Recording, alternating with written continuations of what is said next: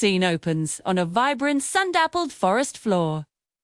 Birds are chirping, and small animals are scurrying about their morning business. Sunlight sliced through the thick canopy, painting golden stripes across the forest floor. A gentle hum of life filled the air, a symphony of chirping birds and rustling leaves.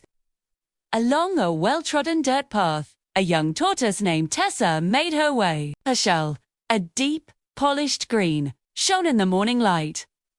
Her eyes were calm and thoughtful, and though her pace was slow, every single step she took was deliberate, steady, and sure. She was the picture of quiet determination, moving through her world with a gentle, unwavering rhythm. Not far from Tessa, a commotion was brewing. Sleek and practically, vibrating with energy, was holding court. His fur was as white as fresh snow, his brown eyes sharp and always moving. He couldn't stay still for a moment, a twitch of his nose, here a hop from one foot to the other there. All punctuated by a confident, almost arrogant, smirk.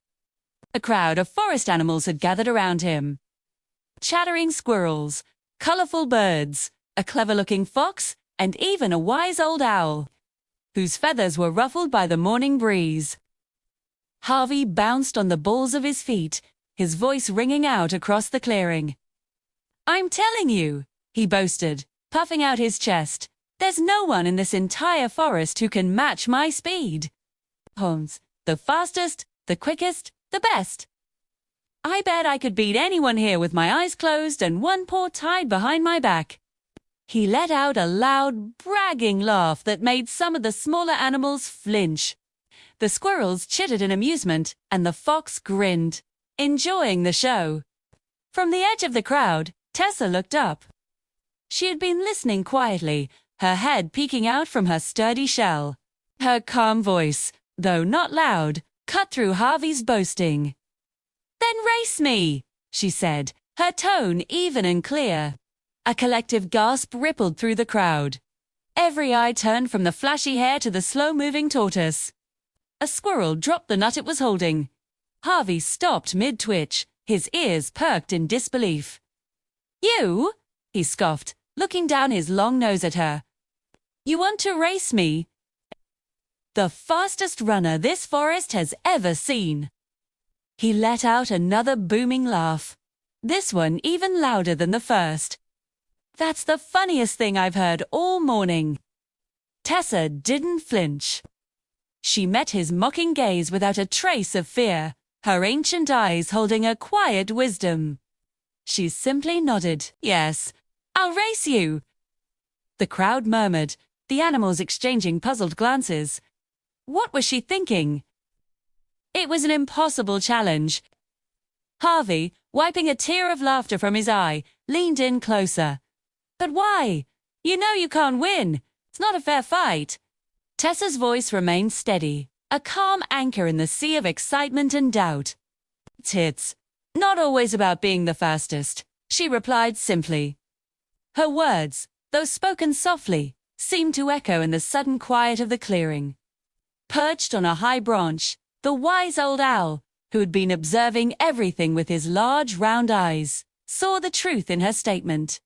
He decided this was a lesson the whole forest needed to witness.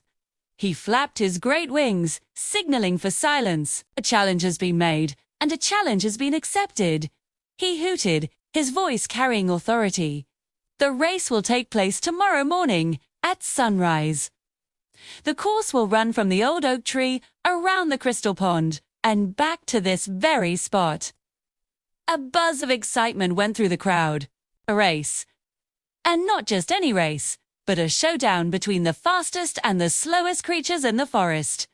Harvey's grin was wide and full of mockery. He gave Tessa a dismissive pat on her shell. "Get a good night's sleep, slowpoke," he sneered. "You'll need all the energy you can get.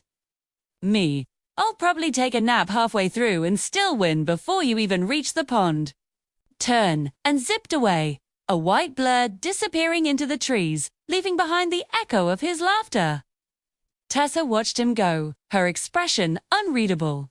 She took a slow, deep breath, And then, with that same steady, determined pace, she continued on her way down the path, one unhurried step at a time.